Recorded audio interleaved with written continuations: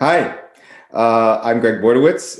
This is Answers with Questions, the third and last episode of this series. And today's topic is comedian. Yeah, I'm not feeling it really. So there's this thing I know about. It's a technique. It's called a laughing meditation. Because laughter is really more physiological than it is necessarily psychological, or I don't know, we could argue that all day, but there's certainly a physiological component to laughter. You can induce laughter. This is a genuine meditation. It started in South Asia, in India, but laughing groups have formed all over the world. And basically a laughing meditation is that you just induce laughter in yourself by mimicking it, and it does enliven your body and bring out a good mood. So you kind of take some breaths in, and then you just start laughing. Ha ha ha ha ha ha ha ha ha ha ha ha. And it's like kind of important to get the body moving and like to exercise your lungs with it. It works better if you do it with somebody. So Morgan Bassichis is our co-host, brilliant comedian, author, performer.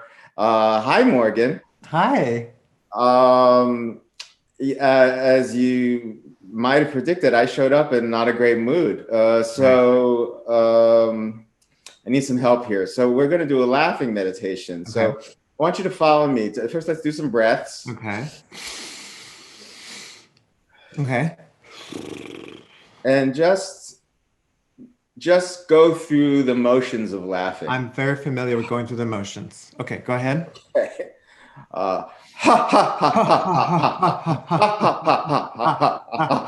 Use your body.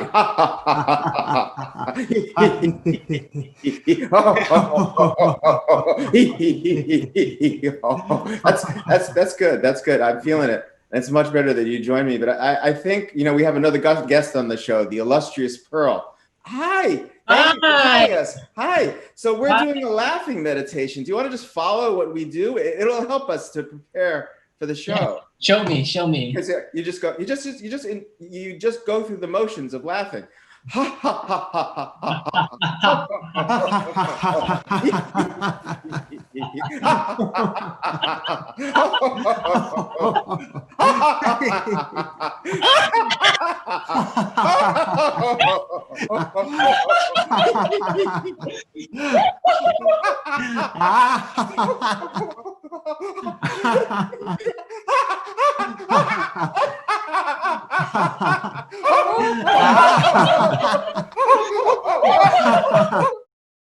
Here we are, comedian.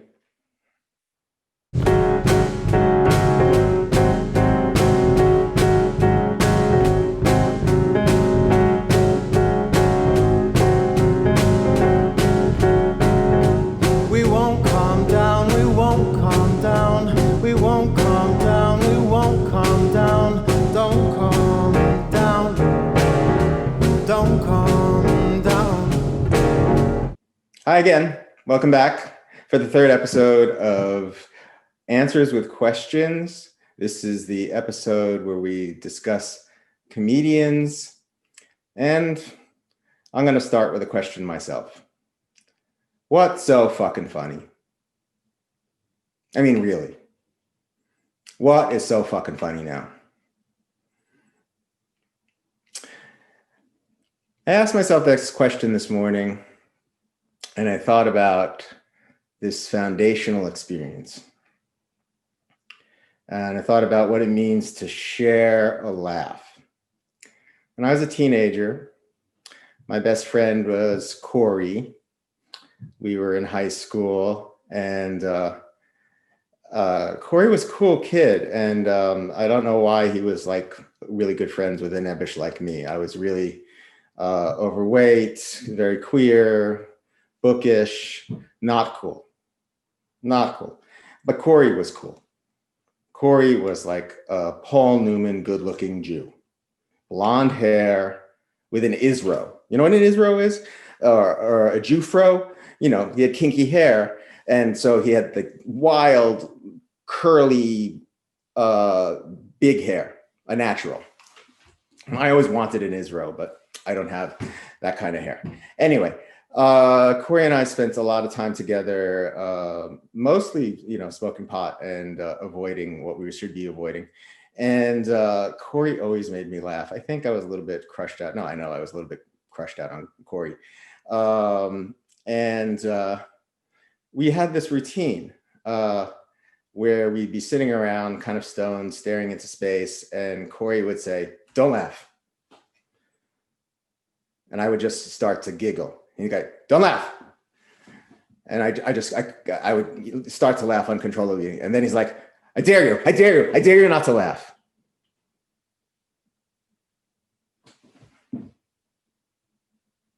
Scene.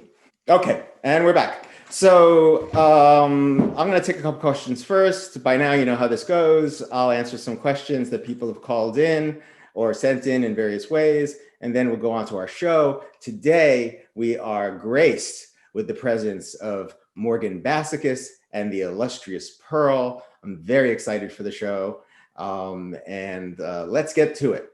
Can I have my first question, please? So this question comes from an anonymous asker. What's it like playing a comedian on TV? Well, first of all, I don't know if I think of this as TV, but if you're asking, what does it feel like to play a comedian on the web?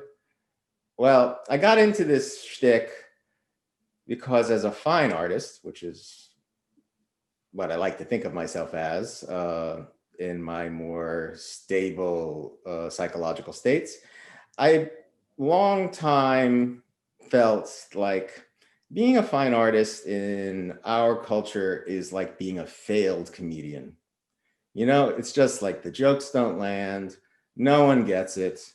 You know, I really identify with the person at the open mic night who's not famous and is really not getting any laughs. So, abject.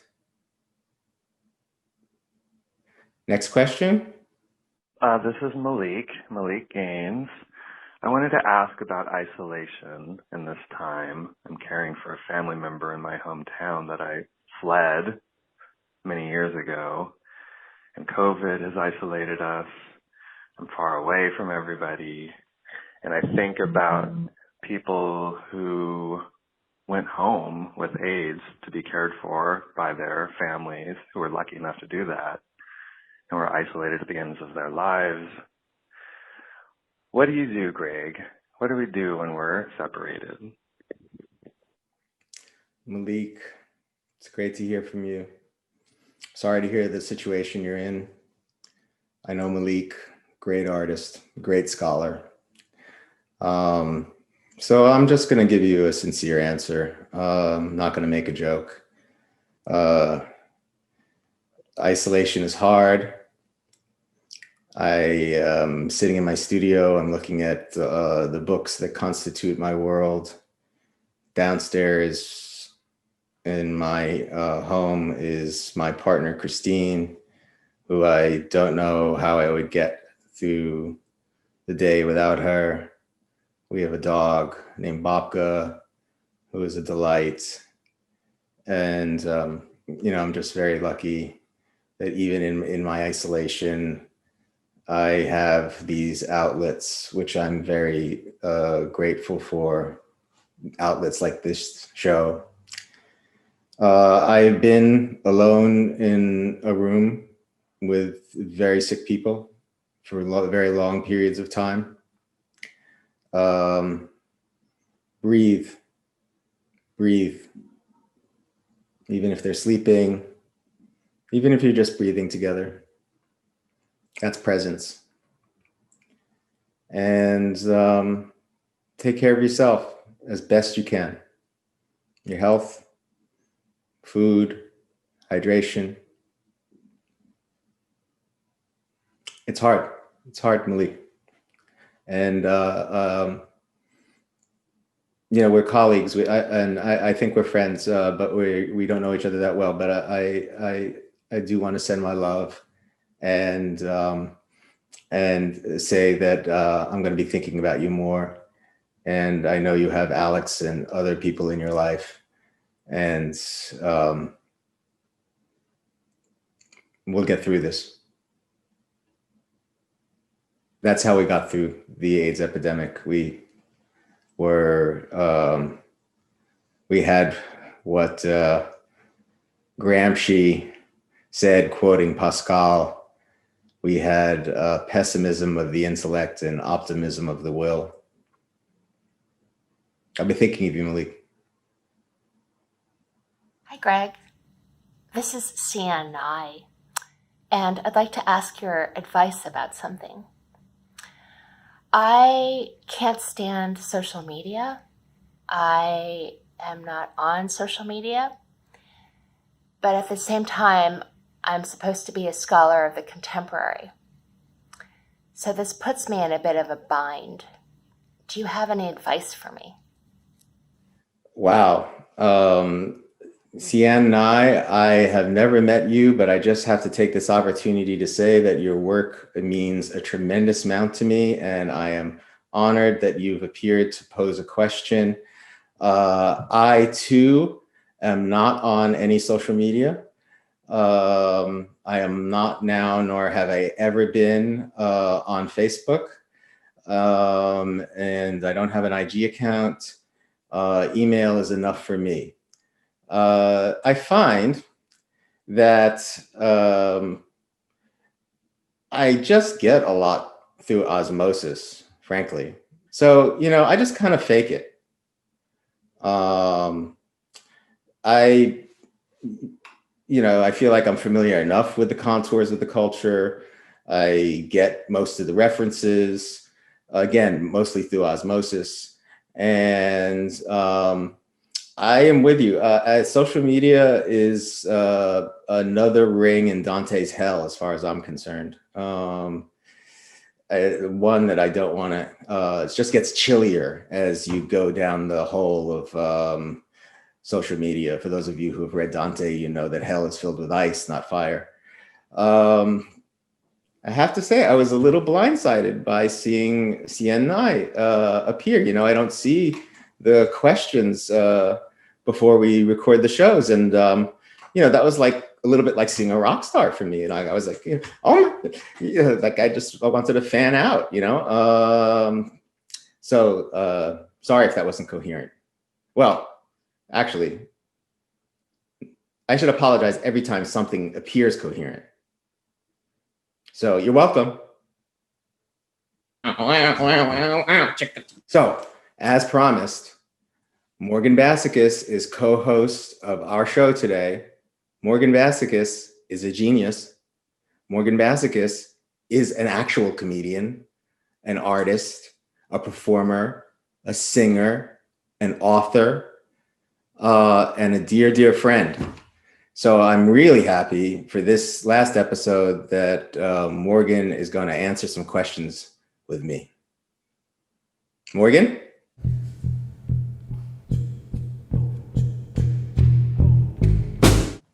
Oh, I'm so happy to be here. Thank you for having me, and I just adore you, and I'm just thrilled to, just thrilled to be here. Just thrilled to have something to do, Well, let's get a little meta a little bit. So like a really famous Yiddish curse is you should be so rich, you have 100 homes with each having 20 bedrooms, with each having a luxurious, comfortable bed where you can go and always find rest and peace, and may you never sleep a night. Oh, wow. I mean, it's terrifying. That's a terrifying way to, as a member of the Jewish community, that's a terrifying way to be, but it's certainly very bold, right?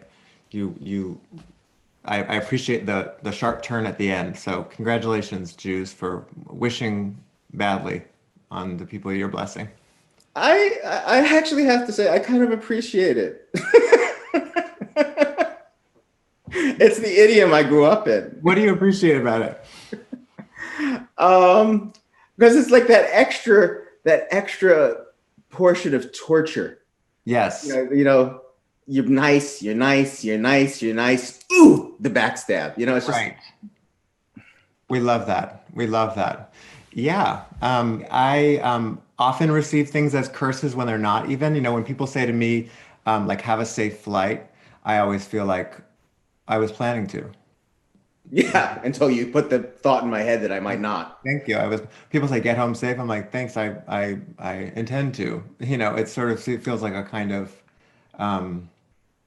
a subtle messaging that I'm often taken the wrong way. But I've been told that I take things the wrong way. So maybe I find a curse where there is a blessing anyways. Well, I think it's safe to presume that, I think the default should always be the worst case scenario. Smart. Anyway. Smart. I feel like one thing I need to apologize to people for is like having to subject people to just watching me adjust my hair over and over again. I just feel like it's just not.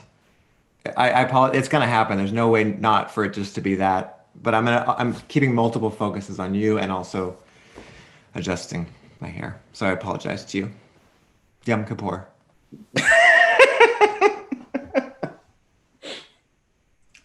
I keep the hair in motion. I think it works. It's working. Thank you. I really like your floral tie, by the way. Thank you. Actually, what I was most preoccupied with was my yarmulke. That's the one thing that changes about my outfit for every show. The yarmulke changes. Yes. And I can reveal that because this is the last show. Oh my God. And how do you choose which yarmulke to wear, Greg? Like any other fashion choice, really. It's how you're feeling in the morning. Right.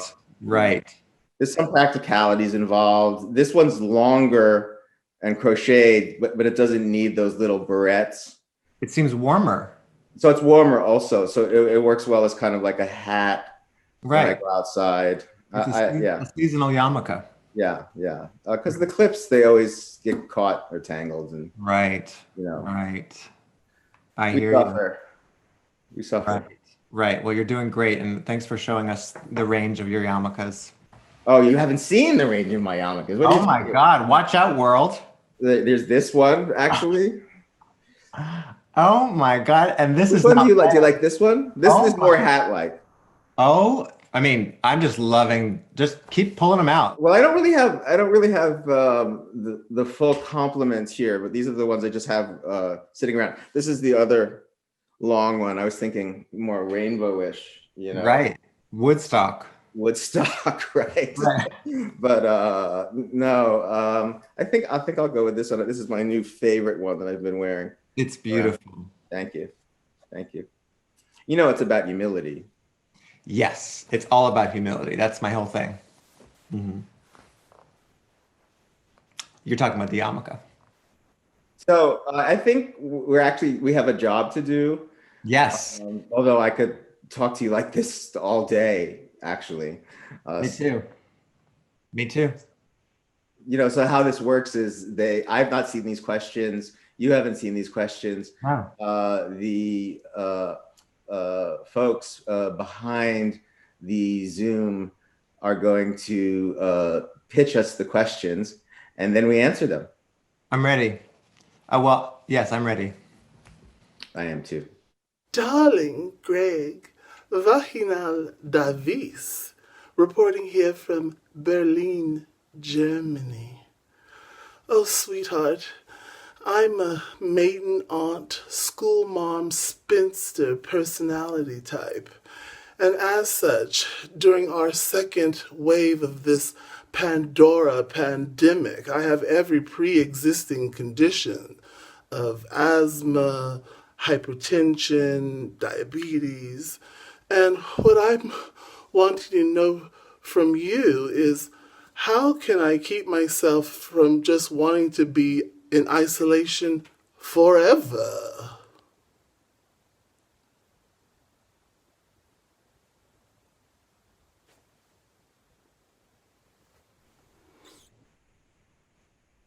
That is an excellent question. The legendary Vaginal Davis is asking us for advice. And I really feel for you, Vag, because, as you know, I have many pre-existing conditions too. I think actually we should wear our afflictions proudly before I talk about the sense of isolation. I think, I too have diabetes. I had HIV. I still have HIV because there's no cure for that yet. And I take drugs that keep me alive and have side effects. This is just information. Don't feel sorry for me. And then because of these drugs, I developed diabetes, which I have too, along with you, Raj. But, I think of it as, that in some ways that was like an upgrade, like people were like, HIV is so 80s, right? But diabetes, it's a going concern. It's like the world's most popular disease. So in a way, we're keeping up with the times. And it's wise for us to stay in isolation, but that's actually a belief I've had way before this pandemic. I've actually thought that isolation is far preferable under any circumstances. What do you think, Morgan? Well, I mean, personally, I've been just exploring the kind of the company within, so I've been learning about the kind of screaming voices in my head that say, "You did it wrong. Why did you say that? You shouldn't have done that. Why did you wear that? You should have. They can tell that you don't smell good. Whatever.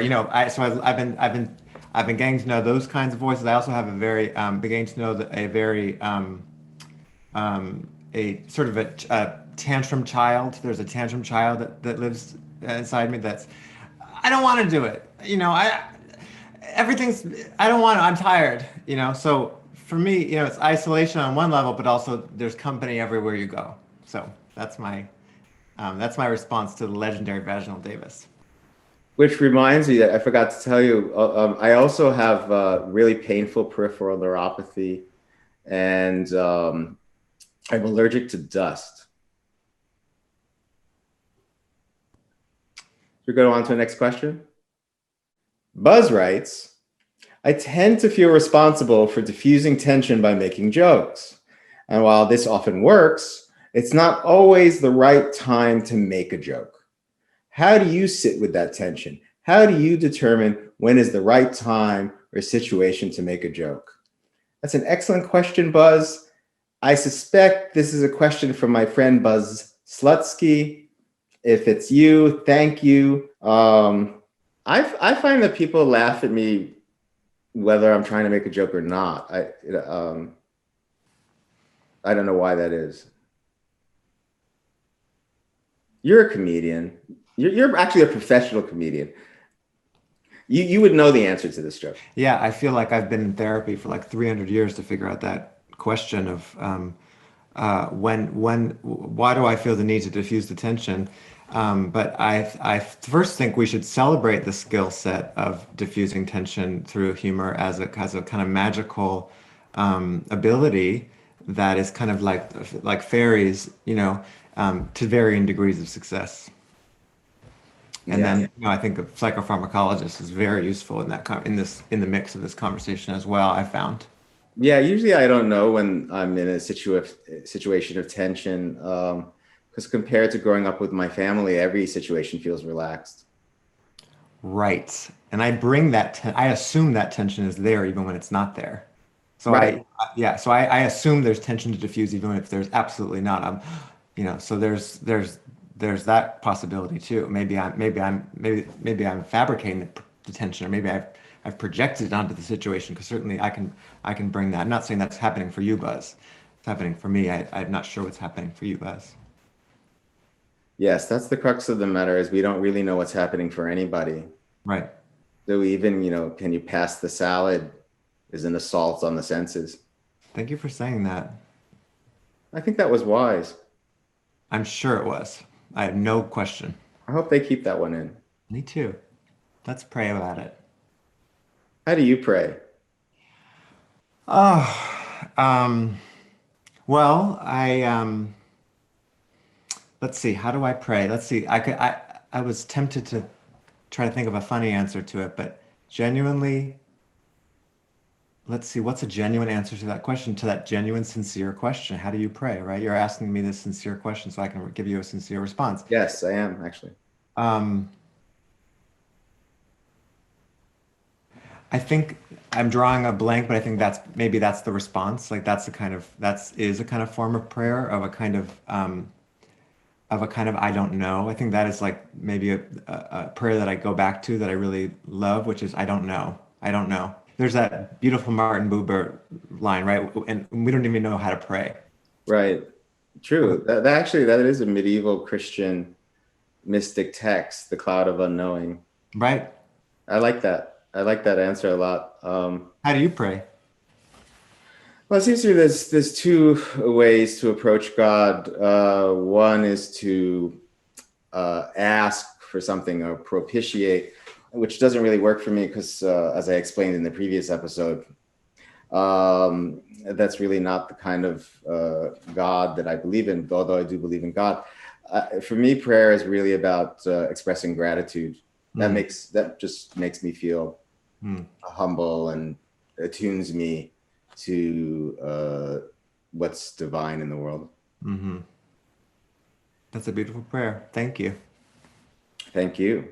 Let's have one more question. Hi, this is Jason Simon and Moira Davey, calling with a question. Is it okay if we kick our beloved out of bed because she's incontinent?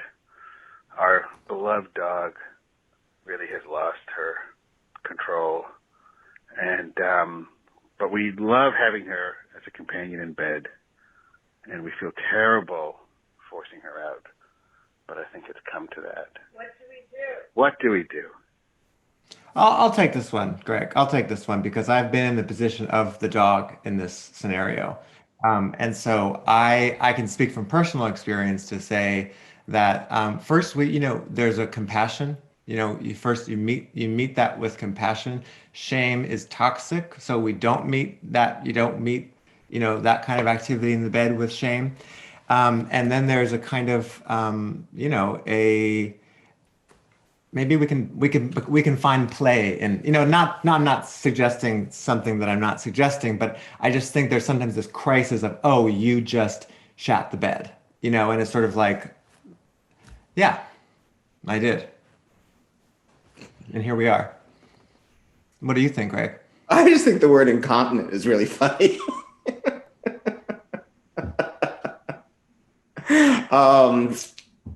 That is Jason Simon and Moira Davey, two of my closest friends, both amazing artists. And I know the dog in question, who is very sweet.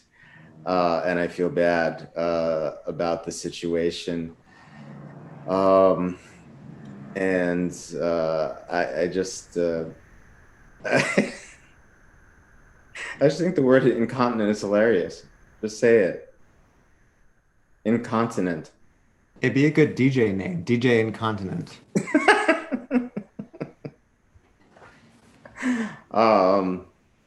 Actually, I have a kind of sad story which involves the humor of the word incontinent, which is what I have in my head, which is that when my very close friend Ray was in the hospital in 1993, dying from HIV, he actually became incontinent, and they put a catheter in his urethra, and he was also really high on morphine, and he turned to me and he said, "Greg, I am incontinent."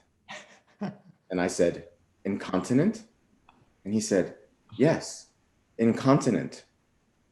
And I said, "Incontinent." And he said, "Incontinent." We did that for like a half an hour. It was hysterical. Gorgeous. Bless him. Yes. So Morgan, we have an extra special guest, the Illustrious Pearl. Ha. Let's welcome the Illustrious Pearl. It's in the trees. It's coming. When I was a child, running in the night, afraid of what I might be, hiding in the dark, hiding in the street, and the world was following me. The hounds of love are haunting me. I've always been a coward. Don't know what's good for me. Oh, here I go. It's coming for me through the trees. Oh, help me, someone, help me, please. Take my shoes off and throw them in the lake, and I'll be 2 steps on the water.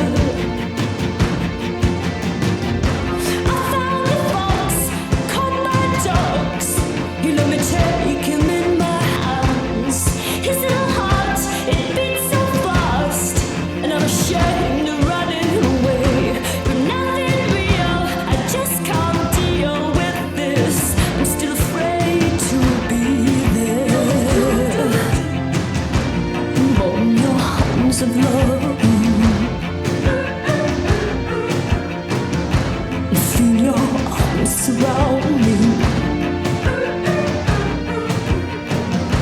I've always been a coward. I never know what's good for me. Oh, here I go. Don't let me go. Hold me down. It's coming for me through the trees. Oh, help me, darling, help me, please. Take my shoes off and throw them in the lake, and I'll be 2 steps on the water. I don't know what's good for me. I don't know what's good for me. I need la la la la, yeah, yo, love. Take your shoes off and throw them in the lake. Do you know what I really need? Do you know what I really need? La yeah.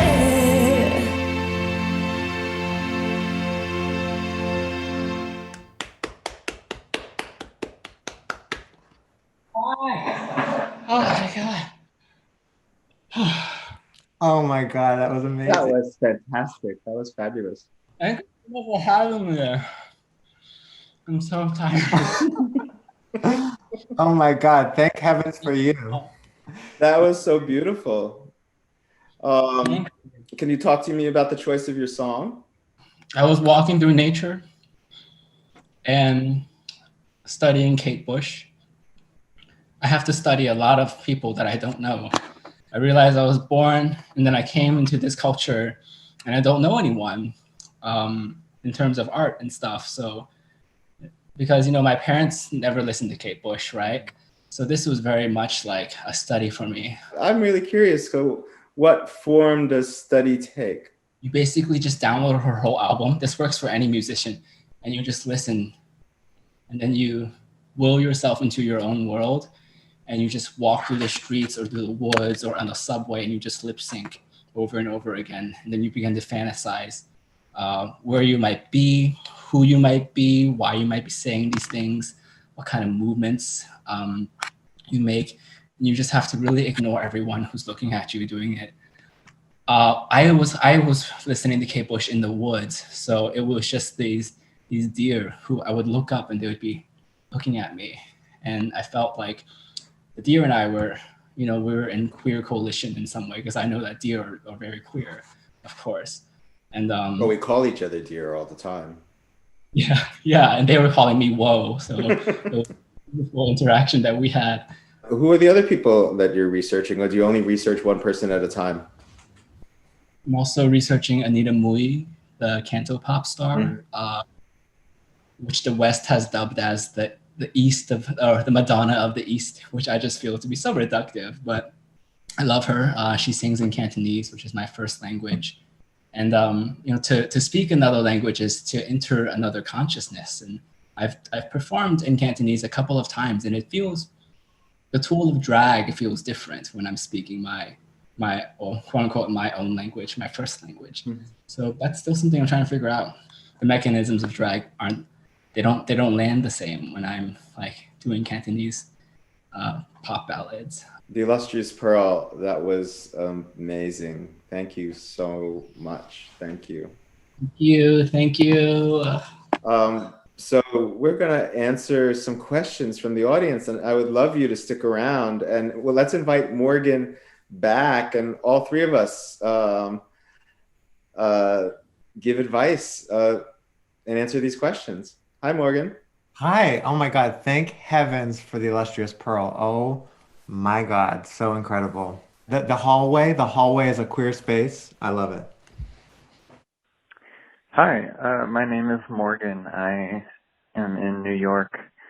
I'm wondering what friendship is and if it has any limits. Thank you. I mean, I spent most of that question being like, is that me speaking? Did I record that? Did I forget? That was wild. That was like a visitation from a future self. I hope that they are avoiding grains and bread, because just given the inflammation that I'm experiencing currently and the impacts on my digestive system, what is friendship and what are the limits? Oh my God. Well, Gregg, you've taught me everything about friendship, to be honest. I mean, I think my understanding of friendship is fundamentally shaped by you. And I think one thing that you've taught me is it's a level of lifetime loyalty, a level of unconditional love that is all the things that we all deserve. So friendship is great. Thank you, Morgan. Thank you that you're a dear friend, and friendship for me is devotion. That it really boils down to that.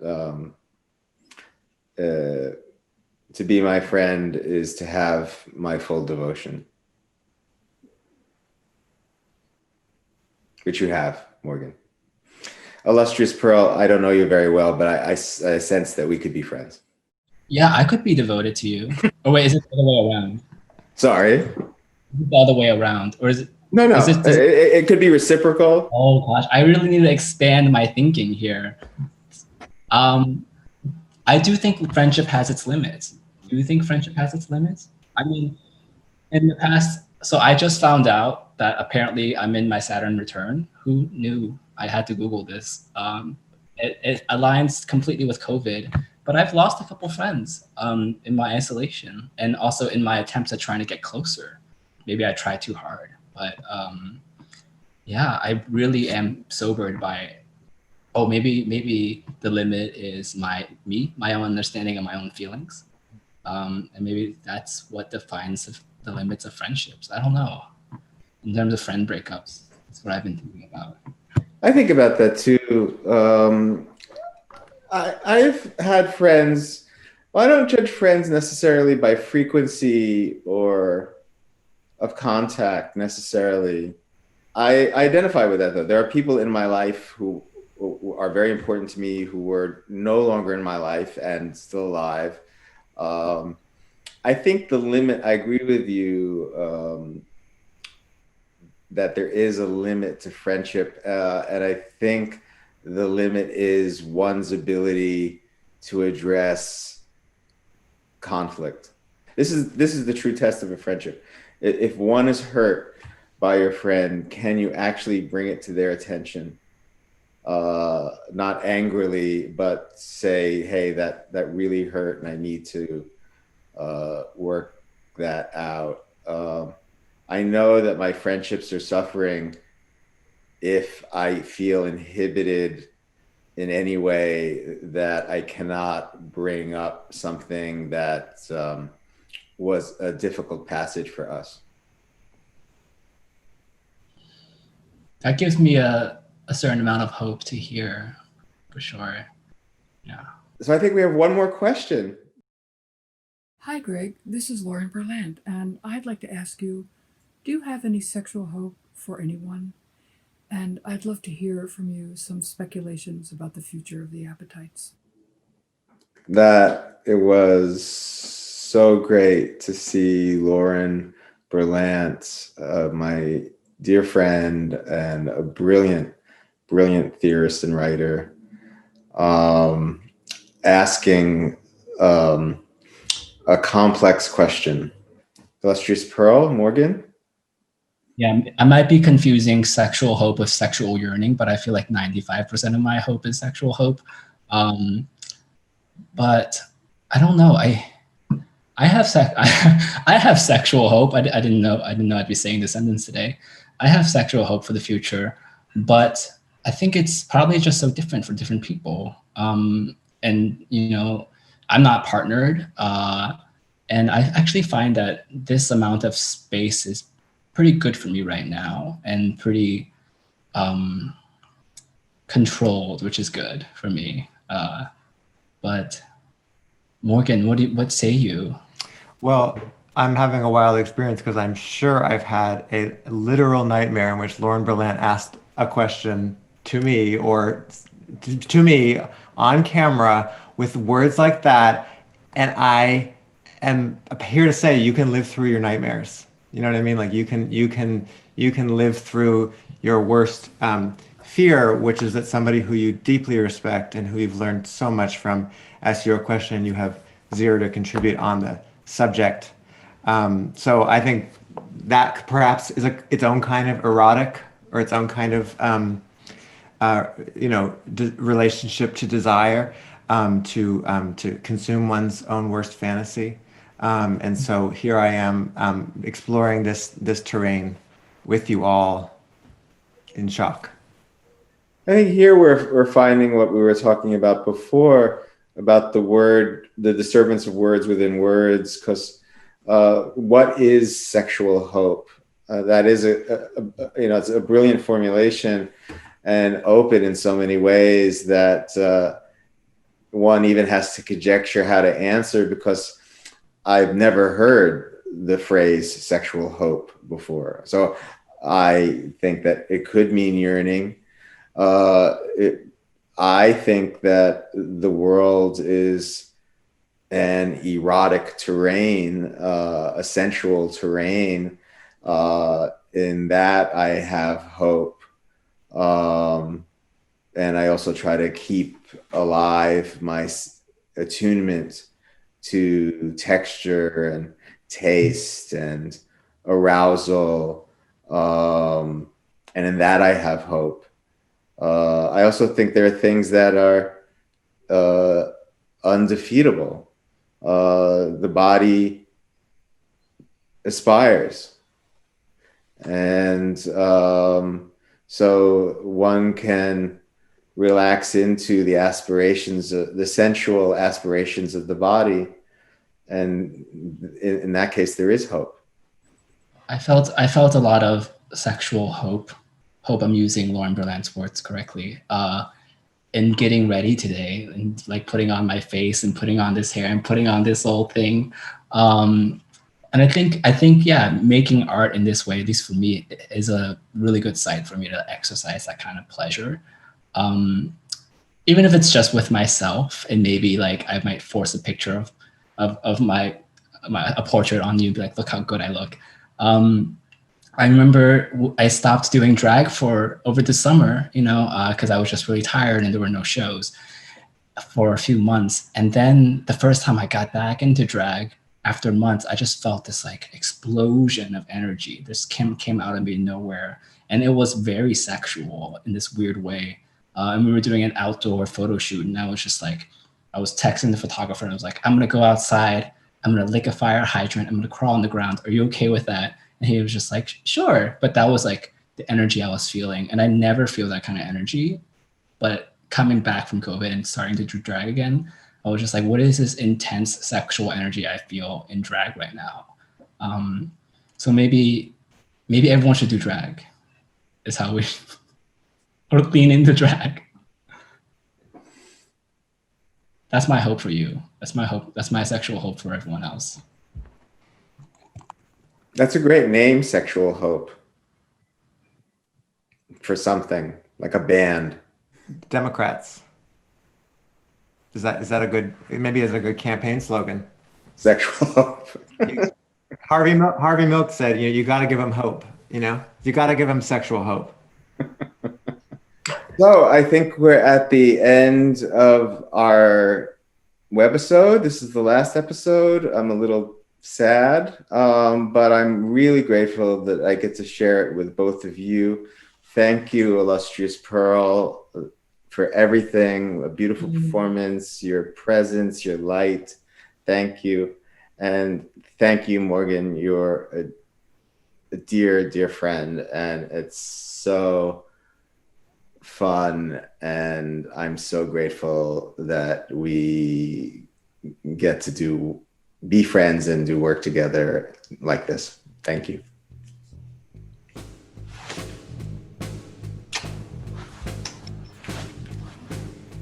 Out of the churches and into the streets, but not yet.